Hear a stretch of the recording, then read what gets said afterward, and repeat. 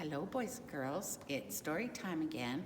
But before we do the story today, I thought we might talk about the stories that we've read so far. So our first one was about a king and how he loved children.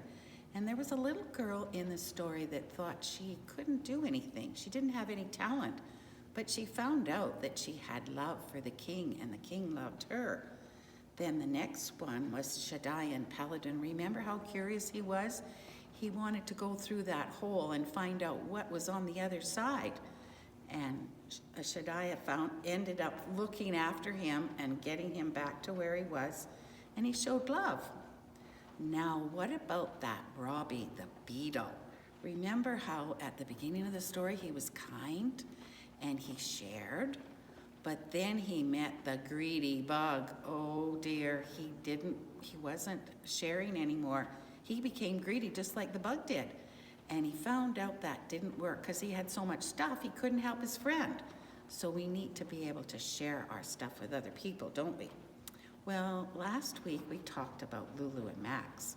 Remember how much fun they had on their field trip in the woods and how they were doing games? But there was one animal that wasn't very nice, wasn't there? Remember Coyote? He wanted to win no matter what. And when he lost, what happened? He got mad, didn't he? Yeah, and he wrecked the whole picnic. Didn't get to have pie.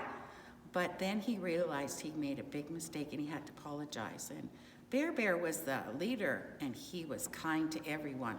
So we have to remember no matter when we win or lose, we need to be good sports, don't we?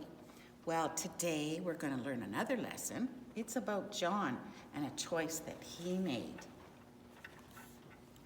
Whoa, you've been in the creek again, said John when he saw Bo's muddy tracks all over the porch.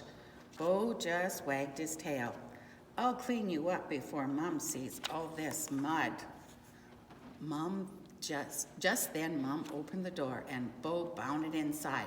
Catch him, shouted Mom. That dog belongs in the barn. John pulled, Mom pushed. Out you go, she said. Out, out. I'll give him a bath right now, said John. And clean the porch, added Mom.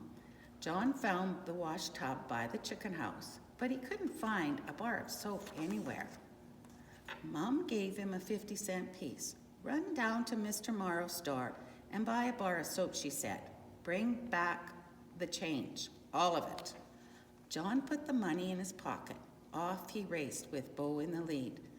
Mr. Morrow's store was about a mile down the sandy road.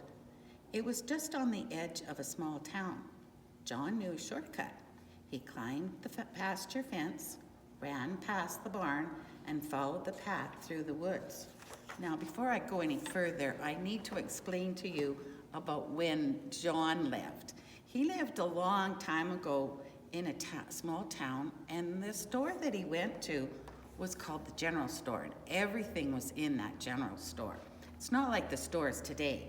It could have been a time when maybe your grandparents were little children, but anyways, we'll continue the story about how he got his soap.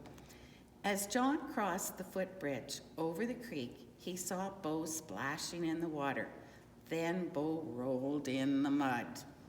Come on, frisky boy, you're in double trouble. Bo wagged his tail. Soon he dashed after a squirrel. As John walked along, he reached into his pocket. He wanted to make sure the money was there, and it was. When they came to the store, John left Bo outside. He knew Mr. Morrow didn't care much for dogs, especially muddy ones. Hi, Mr. Morrow, he called. Mr. Morrow was busy putting cans on the shelf. He didn't even turn around, so John looked for the soap. There were boxes, barrels, and kegs. There were pots and pans, shoes, and all kinds of things in Mr. Morrow's store. Soon John found the soap. He took a bar of it to the counter. Right by the cash register was a big glass jar full of stick candy. John wished for a penny.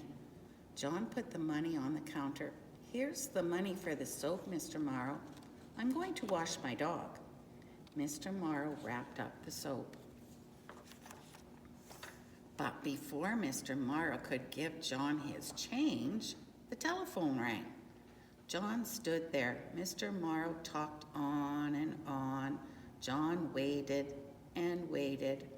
Finally, he said, "Please, Mr. Morrow, I'm in a hurry." Still talking, Mr. Morrow reached over. He took some money out of the cash register and handed it to John. John picked up the soap and hurried out.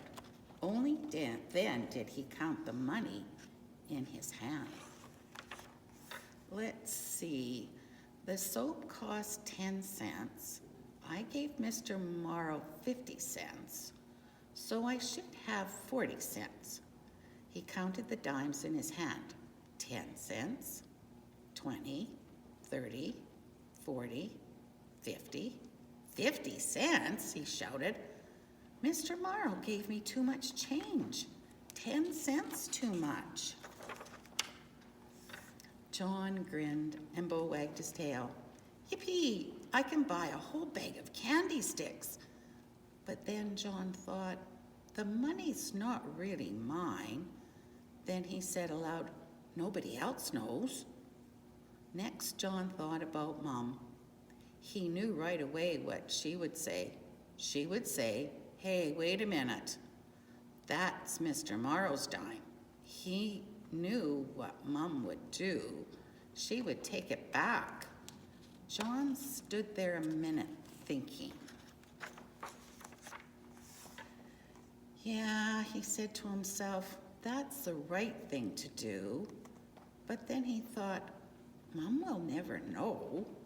Nobody knows but me. John put the money in his pocket and started home, but the money felt heavy. Something inside seemed to say, take it back. Then John remembered something Mr. Morrow might not know about the extra dime. And Mom might not know about it, but God knew. Slowly, John turned around and went back inside the store. Mr. Morrow was still talking on the telephone. John waited. Finally, he called out, Mr. Morrow, you gave me the wrong change. Mr. Morrow leaned over the counter. Listen, boy, he said sternly, I don't make mistakes. Now run along home. John hurried outside again. He stood there wondering what to do. Well, John said to himself, I told Mr. Morrow about the mistake, but he doesn't want to listen. He doesn't know that the mistake was giving me too much change. Maybe it's okay to keep the dime after all. But from deep down inside him, a voice seemed to say, John, the money isn't yours. Help me, Lord, John prayed. It took courage to open that screen door again, but John did it. He went back inside Mr. Morrow's store. Without a word, John walked up to the counter. He plunked down the dime. Looking into Mr. Morrow's surprised face, he said, well, it ain't mine, and ran out. Now he had the bar of soap in his hand and the right change in his pocket. Bo wasn't too happy. Maybe he knew it was because he was going to get a bath. But John felt good all over. So when we do something good, we feel good. When we don't do something right, sometimes we don't feel good either, do we? Well, thanks for listening.